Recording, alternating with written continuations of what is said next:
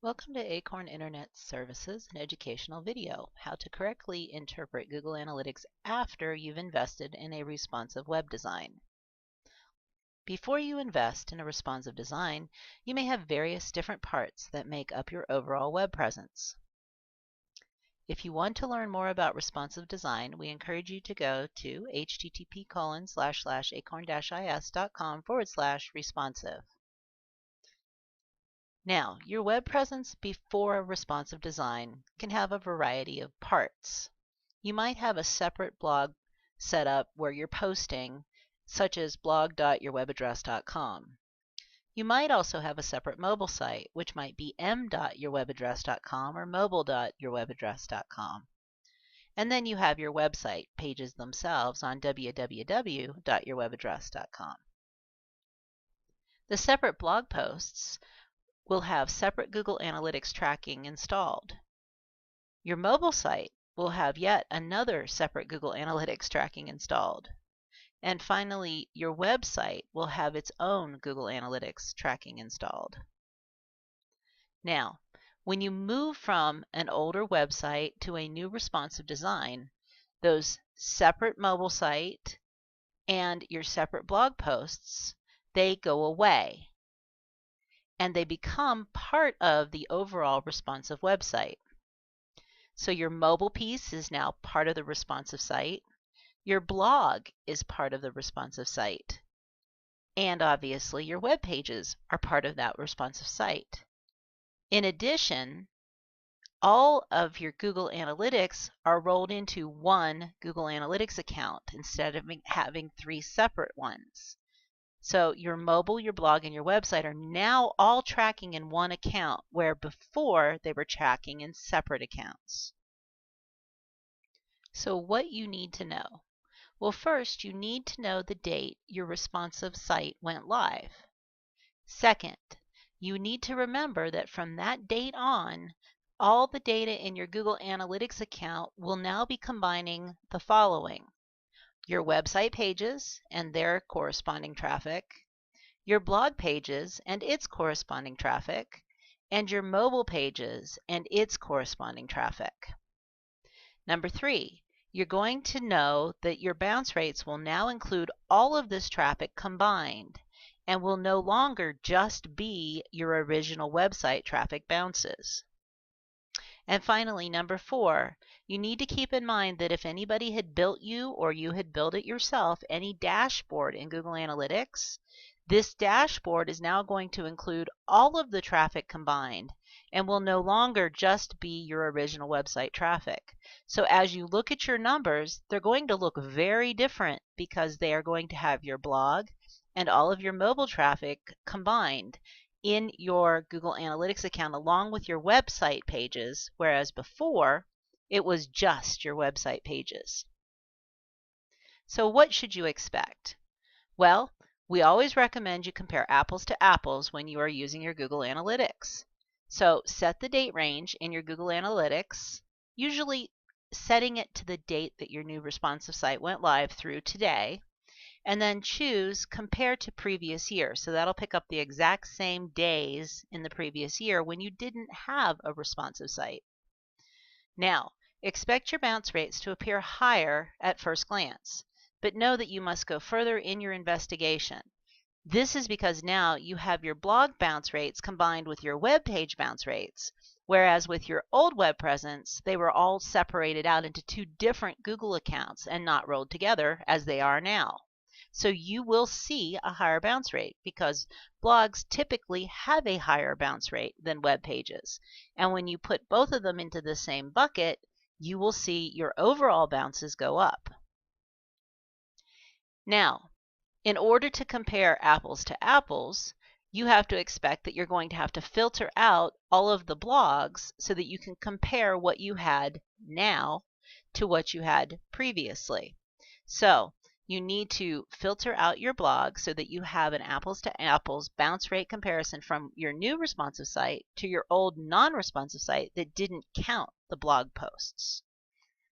And finally, number 3, expect that you're going to need to log into your old separate mobile analytics account because you're going to have to do some math, because to correctly account for that mobile traffic on your new responsive site versus your old separate mobile site, you have to actually get into that other account and pull those numbers over, because that account has been suspended. It's over with when you go to a responsive site because you no longer have a separate mobile site. Now that data still exists and you can access it, but you no longer have a separate mobile site, so your tracking will be at 0. So that's why you have to go get it from the previous year to do an exact apples to apples comparison. So let's look at it live. So here is one of our clients who moved to a brand new responsive site on April 1st, 2015. So you can see that I've set the date, April 1st, 2015, to today, which is the day of this recording, October 16th. And we're going to compare that to last year for the exact same dates. So you can see where we've set the comparison. Now, initially, if you are this client and you look at your bounce rate, you're going to go, oh my goodness, I had a 28% bounce rate with my old site a year ago, and now I have a 42% bounce rate with my new site. That means I've had a 50% increase in my bounces.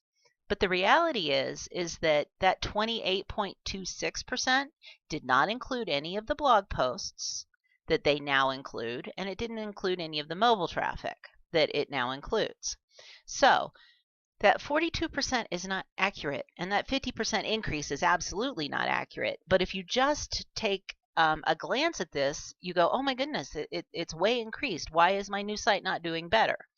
The other thing too is that you can see that the orange line was 2014 and the blue line is 2015. And you can see there's a lot more happening, a lot more sessions going on. But again, you got to take into consideration is we are now tracking all of our mobile in this account instead of separate accounts in 2015 versus 14, and we're tracking all of our blog posts in 2015 instead of 2014.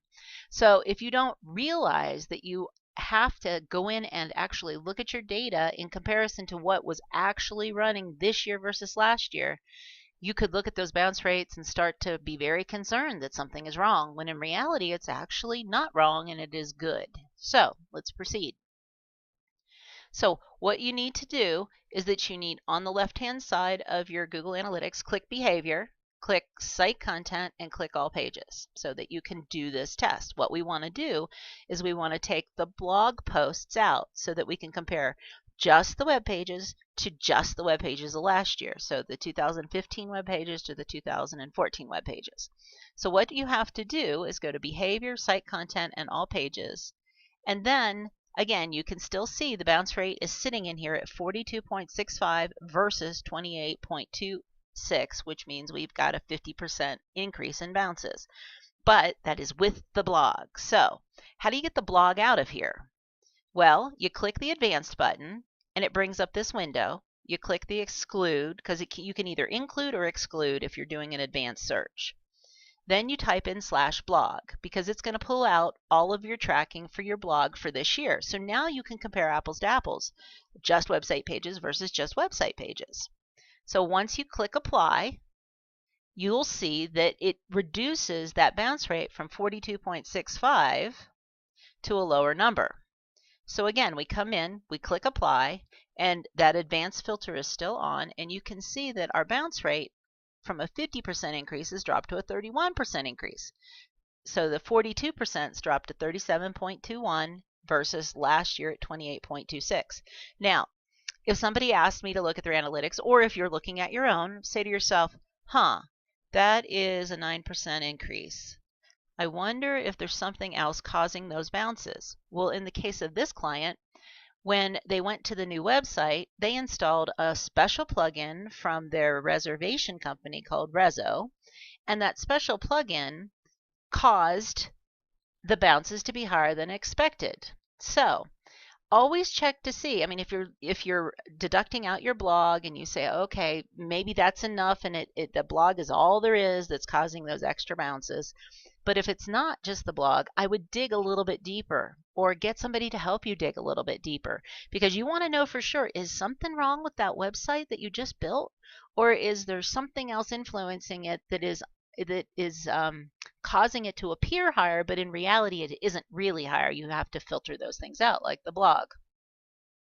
So again, we're back to the same screen. We're under behavior, site content, and all pages. And we did a little digging. And like I said, this client decided to use a plugin from Rezo that allows the guest to put in the date range and how many guests are coming and how long they're going to stay just in a little plugin. Well, that plugin, you can see, didn't exist in 2014 because if you look at the two date ranges there, it's all zeros. But with the new site, it does exist.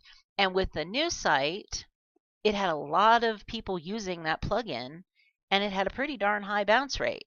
So we know that this plugin was needed for the client to be able to give their guests what they wanted. So this plugin now needs to be also filtered out because it's not real data. Just like the blog posts now are incorporated versus you can't compare apples to apples. If last year had no blogs and this year does, well, if last year didn't use this plugin and this year it does, and the plugin is causing extra bounces, you have to filter that out also. How do you filter out another thing? Well, you go back and you click edit beside the advanced filter that's on. And again, we're under behavior, site content, and all pages. And then you click add a dimension or a metric. And again, you say exclude. And you actually copy in that reservations link so that it pulls that data out. It filters it out. And then once you hit apply, we're going to go look at the bounce rate now. So we've got our filters on. We're filtering out the blog. We're filtering out the plugin for Rezo, for the little availability plugin. And once we filter those things out, we are now at just a minuscule increase on bounce rates. So as you look at your bounce rates, you can't just take it at first glance off that homepage. You have to do a little digging. You can't just have somebody look at it and go, oh my goodness, your new site's doing awful, when in reality, it's really not. The bounce rate on this particular client, their bounce rates are about 28%. It's a minuscule change over the last few months compared to last year at the same time. But if you looked at it with the blog posts and you looked at it with the reservation plugin, it looked awful. But now that we know what the problems are, or not problems, but the challenges, we can move forward and say, nope, your bounce rate looks good. Let's move on to the next thing. Now, the next thing is you can't forget to do your math when it comes to mobile, because we talked about blogging and the bounce rates, and we threw in there the reservation plugin. But when it comes to mobile, you've got to do the math there too. Now, here are just some of our clients that had a separate mobile site a couple years ago, and now they have a responsive website that incorporates that mobile piece in that blog. Okay, so 1825, there's their separate mobile tracking data from Google Analytics, and there's their website tracking data. So that old mobile tracking data still sits out there, even though they've moved on to responsive. It's still there for their viewing if they need it. Same thing with Caldwell House. There's his mobile site from when it was a separate site, but now he has a responsive site, and all of his responsive information is now stored in his www account. So that includes his mobile now, but it doesn't include it before his responsive site went live. And here's our last example, Avenue Inn. And Avenue Inn, there's their mobile data from before when they had a separate mobile site, and now all their mobile data is rolled into their main account because it's responsive. So you have to look at your mobile data if you had a separate mobile site and incorporate that information into your review. So you always have to look at that separate mobile analytics, and you got to do the math simply by adding the numbers to the new responsive mobile site analytics to get the correct interpretation of all mobile results. So how do you do this? Well, again, you go into your Google Analytics, you set your dates with your comparison to the year before, and you go under Audience, Mobile, Overview. And once you're in there, you will see desktop, mobile, and number 3 is tablet. We didn't have enough room to snapshot it all. So we're going to look at mobile, and we're going to see that this is definitely the old separate site, because you can see in 2014 lots of little traffic going on that separate mobile site because it's in orange. But you can see in 2015 that the blue line is flat. It was all in responsive at that point, so it's no longer tracking. And you can see on the mobile side that there was 2,404 visitors who went to the actual separate mobile site last year. You can see there's 0 for this year because we're not using that separate site anymore. It got converted over to the responsive site. Now, we're going to move back to the full website with the responsive tracking. And again, there's our same dates under Audience Mobile Overview.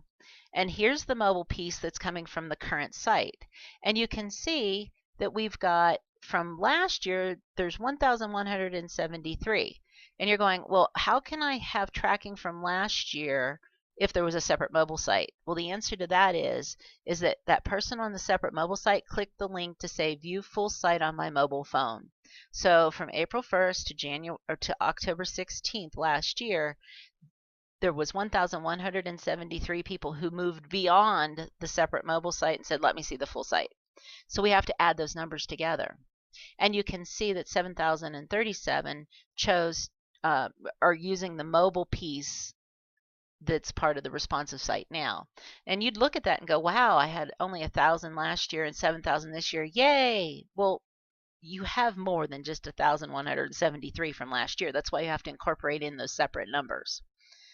So you got to do the math. You got to add up the previous year's separate mobile numbers that's in that separate Google Analytics account, and you got to add it to the current year's responsive numbers to get an accurate total. So let's just do the math. Here's the Google Analytics from the separate mobile site for this client. And you can see they had the 2,404 visitors to the mobile site that didn't necessarily click on over to the full site. They were on the mobile site. This year's numbers with the responsive site, in 2015, they had 7,037, but in 2014, the people who clicked over from the mobile piece over was 1,173. So you just have to do the math. Take the 2,404, add it to the 1,173, and you're going to get 3,577 visitors who came from a mobile phone. In 2014, 2,404 looked at it only on a mobile phone. In 2014, same year, same time, 1,173 clicked on over to the full site, but they were still using a mobile device. That's the important piece. And you compare that to the 7,037 who used it this year at the same time frame. So that is the accurate number. It's more than doubled, not like tripled or quadrupled. It's just more than doubled. So you've got to look at your numbers right. You got to pull all your data together, especially if you went to a responsive site where your tracking on the website was different than your tracking on the mobile site because it was separate at the time, or your tracking on your blog because it was separate at the time. So the bottom line is, if you don't know how to interpret your Google Analytics correctly, there's a good chance you're going to be acting on inaccurate data. And therefore, you're going to be making not good marketing decisions. You're going to be basing it on bad data because you haven't dug deep enough to truly understand what that data means. So all innkeepers need to either A, learn how to accurately understand their Google Analytics stats themselves through classes such as what we offer with Acorn University. Or B, if they don't want to learn how, you have to do due diligence and hire a reputable company that you can trust to read and interpret them for you accurately. One or the other, or the data isn't going to work for you. You're just not going to have accurate data and you're going to make bad decisions. So finally, if you are interested in joining Acorn University, go ahead and click the link in the description of this video. Acorn U is so much more than just a small amount of training. We offer a lot of things. We give you a project planner. We have a whole video library of probably 30 or 40 videos teaching you everything you need to know about marketing. You're invited to all of our classes. You're invited to all of our webinars. We have a monthly Q&A webinar where innkeepers can bring their questions at no charge and just ask, and everybody will get their answers. We have a Q&A forum and a chat room where innkeepers help each other and our staff helps you. And if you join Acorn University, we also do some discounts on SEPRA reports, Go Trippin', and we'll also list your in for sale if you're for sale with, we have over 100 aspiring innkeepers that we have a whole aspiring session and classes we do.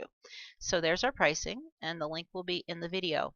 If you find you need consulting and you say, hey, I don't really want to learn how to do this, but will you sit down and spend an hour or two with me to figure out what my analytics mean? We can also do that too at our regular consulting rates. You can just give us a call at the number below in the description. All right, well, thank you for listening today. Hopefully this has been helpful. Bye-bye.